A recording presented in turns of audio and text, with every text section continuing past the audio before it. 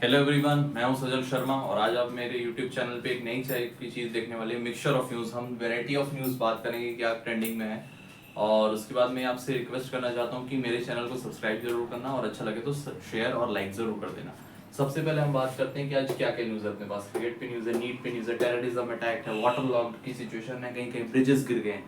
सबसे पहले क्रिकेट पे आ जाए तो क्रिकेट पे हम अगर बताऊं तो अपने पास गौतम गंभीर जो है वो कोच बन सकते हैं। बहुत ज़्यादा चांस है गौतम गंभीर जो है एज हेड कोच, ठीक है, ये अपॉइंट कर दिए जाएं। जल्दी जल्दी मैं आपको एक्सप्लेन कर देता हूँ कि क्या क्या आज न्यूज़ है अपने पास। गौतम गंभीर हेड कोच बन सकते हैं और उसी के साथ राहुल द्रविड़ जो है वो केकेआर के मेंटोरशिप के लिए जा सकते हैं। केकेआर मेंटोरशिप के लिए केकेआर में जा सकते हैं। और जितने भी क्रिकेट से रिलेटेड न्यूज़ है, इंडिया पाकिस्तान जाएगा कि नहीं जाएगा चैंपियंस ट्रॉफी में, तो मुझे जो लगता है as per current scenario India Pakistan नहीं जाएगा। India will not go to Pakistan to play champions trophy.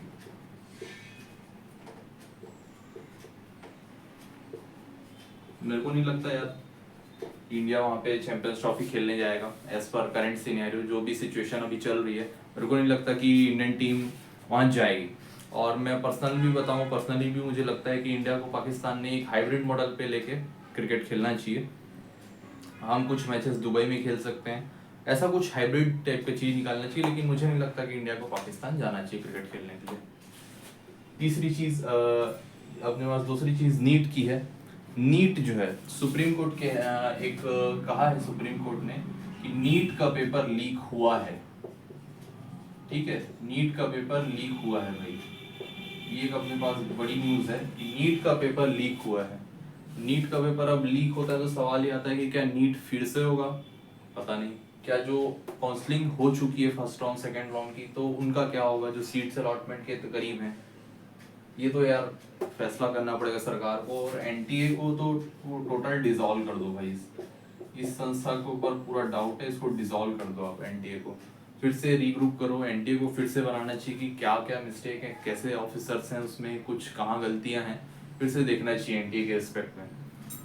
NEET पे तो मैं आश्चर्य हूँ, मुझे इस पे थोड़ा सा बात करना चाहता हूँ मैं कि नीट लीक हुआ है, इस पॉइंट पे आने में इतना टाइम क्यों लगा भाई। नीट तो डे वन से ऐसी न्यूज़ आ रही थी, मुझे पता था कि नीट लीक हुआ है। जिस तरीके से लोगों के नंबर आए थे और भी चीज़ें, प्रोपेगेंडा एक एक करके आ रहे थे, तब तक आप काउंसलिंग को रोक सकते थे, वो भी नहीं किए। नहीं भाई, जिसको ग्रेस मार्क्स मिला वही फिर से पेपर देगा, ये सब नहीं होना चाहिए था। टोटली पेपर को रोक के देना था और फिर से तुरंत नीट को करवा देना था। अभी 10-15 दिन में डेट्स भी दे देना थे। उस समय अगर डिसाइड करते तो अभी एग्जाम का डेट देके एग्जाम की एग्जाम की तैयारी होती रहती। पता नहीं भाई इसमें इतना डिले क्यों किया गया।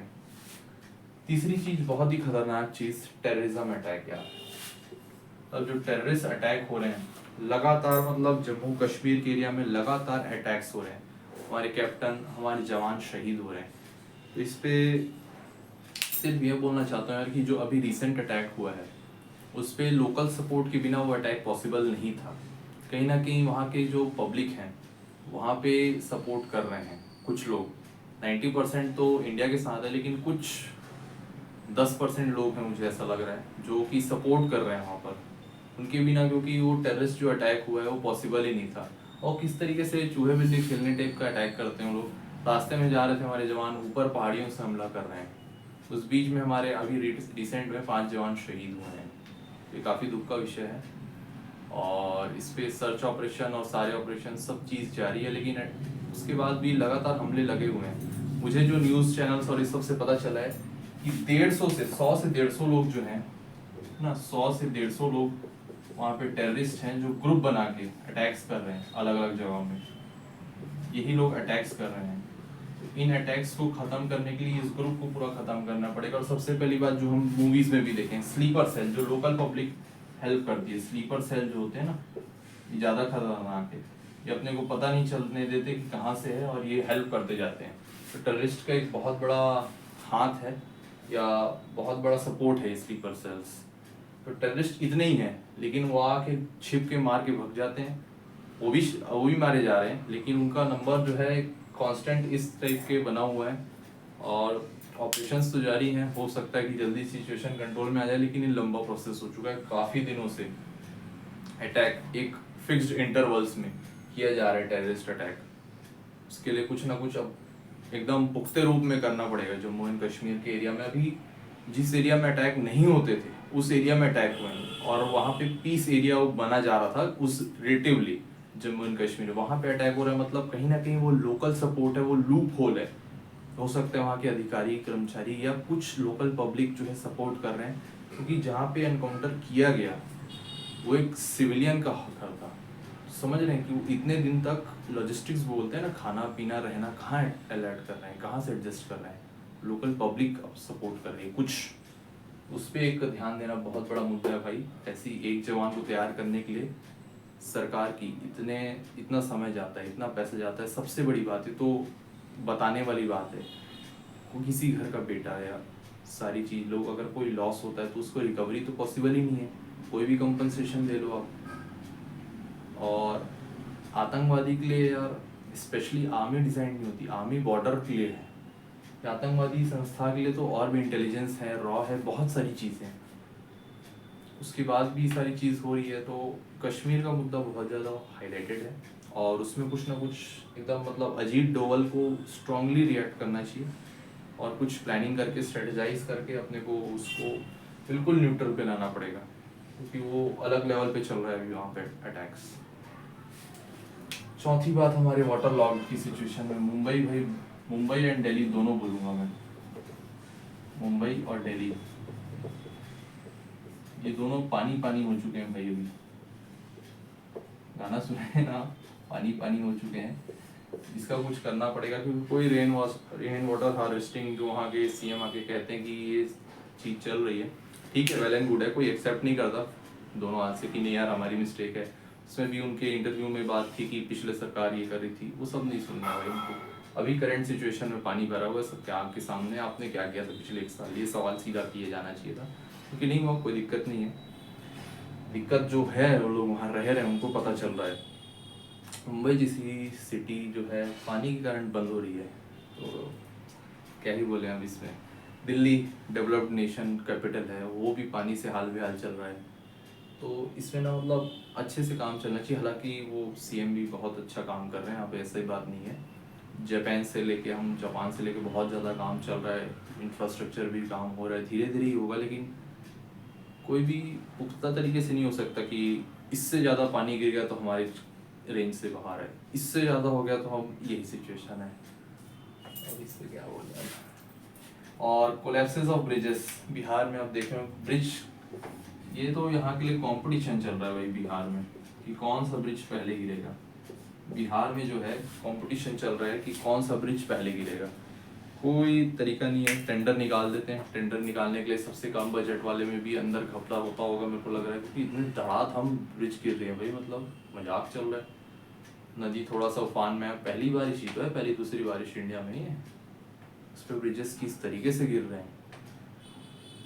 कोई क्वालिटी चेक नहीं करता जब बना रहे थे, कोई गारंटी पीरियड नहीं था, क्या नहीं था, मिस्टेक कहाँ है। क्या इंजीनियर्स प्रॉपरली विजिट नहीं कर रहे थे कि वो मटेरियल क्या यूज़ कर रहे हैं, क्या उनका जो स्ट्रक्चर है, मैं मैकेनिकल इंजीनियर हूँ तो मैंने पढ़ा है स्ट्रक्चर के बारे में, तो वो लोड कैपेसिटी उनकी है कि नहीं, और ये इनका ड्यूरेशन क्या है, डिज़ाइन ठीक है कि नहीं, क्या इतने हाइड्रोस्टेटिक फोर्स को अगर नदी का उफान होता है, लेवल बढ़ता है तो झेल पाएगा, ऐसा कुछ टेस्ट किए गए थे। टेंडर में लिखा कुछ जाता है, यूज़ फील्ड में कुछ और किया जाता है मटेरियल को। क्या कोई विजिट पे था रेगुलर इंटरवल में, या तो फिर टेंडर राइट पर्सन को दिया गया कि पॉलिटिकली इन्फ्लुएंस्ड लोगों को टेंडर दिए गए हैं। उस टाइम तो जब भी ब्रिज बना होगा जिसकी भी सरकार होगी, लेकिन अभी दोषियों को सज़ा दे रहे हैं, वेरी गुड भाई, कंपनसेशन दे रहे हैं, बहुत बढ़िया। लेकिन इससे होगा क्या, ब्रिज हम इसलिए नहीं बनाते कि हम जो ख़राब बनाया उसको सज़ा दे दें या जिसका नुकसान हुआ है कंपनसेशन दे दें, उसके लिए तो नहीं बनाते ना। ट्रांसपोर्टिंग फैसिलिटी अच्छा हो, कनेक्टिविटी अच्छी हो, इसके लिए बनाते हैं ब्रिजेस। ऐसे ही एक दो पानी में गिर जाने के लिए तो नहीं बनाते ब्रिजेस। इससे भी सवाल है, थोड़ा साफ सुथरा प्रोसेस होना चाहिए, क्लीन क्लैरिटी के साथ ट्रांसपेरेंसी बनाई जानी चाहिए। और जो इंजीनियर्स हैं, जो जूनियर इंजीनियर्स जो एकदम बेसिक लेवल पे, वो कॉन्स्टेंटली विजिट करें और ये देखना चाहिए कि स्ट्रक्चर ठीक तरीके से डिज़ाइन हो रहा है कि नहीं, उसका प्रॉपर सिमुलेशन करके पहले देखा गया था कि नहीं सॉफ्टवेयर्स को यूज़ करके। I am sure on paper तो लिखा ही गया होगा, लेकिन क्या वो चीज़ धरातल पर अमल की जा रही है, ये एक सवाल है, क्योंकि रिजल्ट तो हमारे पास सामने में नहीं है। खैर, प्राकृतिक आपदा के तौर पे इसको देखा जाता है, उसके सामने तो कोई भी इंसानी ताकत ख़त्म ही हो जाती है। पर मेरे को लगता है जो फ्रीक्वेंसी में हो रही है ना, तो कहीं ना कहीं जो काम करने का तरीका है वो गलत है, और जो यूज़ किया जा रहा है चीज़ें वो सही नहीं है। वहाँ पे और टेक्निकलिटीज़ इन्वॉल्व होनी चाहिए ब्रिजेस में। नए नए इंजीनियर्स को भी आप रिक्रूट कीजिए। ऐसी सब प्रोजेक्ट्स जब इतने आ रहे हैं तो नए इंजीनियर्स को भी वर्क मिलना चाहिए। अनएम्प्लॉयमेंट एक प्रॉब्लम बनी ही हुई है। हालांकि सरकार अच्छी काम कर रही है, मैं बोल रहा हूँ, और जिससे उम्मीद रहता है उसी से शिकायत की जाती है। इसीलिए मैं पॉइंट्स को रेस करने की कोशिश कर रहा हूँ। इंडिया भी वर्ल्ड कप जीता, कितना अच्छा लगा बताओ, बेहतरीन मज़ा आ गया।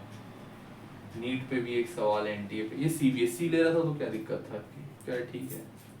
टेररिस्ट अटैक, इंडियन आर्मी में बहुत ही स्ट्रॉन्ग रिक्रूटमेंट होता है। मैं गया, मैं एसएसबी इंटरव्यू में गया था मैं, मतलब स्क्रीन इन जो होता है ना, उसके बाद लोग मेडिकल भी जो क्लियर कर लेते हैं वो मेरिट आउट हो जाते हैं कई बार, अगर वैकेंसी नहीं रहती तो। और कई बार ऐसा भी हुआ है कि उनको अगर उनके लायक कैंडिडेट नहीं मिला, कैडेट्स नहीं मिले, तो वो लेते ही नहीं, उस साल कैंसिलेशन हो जाता है, फिर से एडवर्टीजमेंट मिलता है। तो इतनी मेहनत करने के बाद कोई एक पहाड़ में छिप के गोली मार देता है और हमारे इतने जवान शहीद हो जाते हैं। सबसे ज्वलनशील मुद्दा मुझे ये लगा। दूसरा ये वाटर लॉक का सिचुएशन लगा। तीसरा ब्रिजेस का लगा कि भाई यहाँ पे तो कुछ स्ट्रेटेजी के साथ डिप्लोमेटिक भी अपने को काम करना पड़ेगा। टेररिस्ट अटैक, पाकिस्तान लगातार इस तरीके की हरकत कर रहा है, और इसलिए मैं कह रहा था कि इंडिया को वहाँ नहीं जाना चाहिए, क्योंकि टेररिस्ट अटैक बंद नहीं हुए, बढ़े हैं। वाटर लॉक की जो सिचुएशन है, ब्लेम गेम चल रहा है वहाँ पे, हमारी सरकार उसकी सरकार, मुंबई पानी पानी, दिल्ली भी वही हाल है। ठीक है जी, यही चल रहा है बस। तो ये इस टाइप का न्यूज़ था, चारों तरफ का न्यूज़ जो भी मेरे से बन सका यार मैं प्रेजेंट कर रहा हूँ। तो इस टाइप का अगर कंटेंट आपको अच्छा लग रहा है तो मैं इस पे एक डीप वीडियो लाने की कोशिश करूँगा, टेररिज्म में कि क्या हो रहा है टेररिज्म में, मतलब कहाँ से शुरू हो कि कितने सारे अपने को बेवजह के लॉसेस देखने पड़े हैं। इस पे एक वीडियो लाऊंगा सोच रहा हूँ मैं। तो ये इस टाइप का आपको मेरा वीडियो कैसा लगा ये बताना आप, और चैनल को सब्सक्राइब करना और शेयर ज़रूर करना। ठीक है, थैंक यू।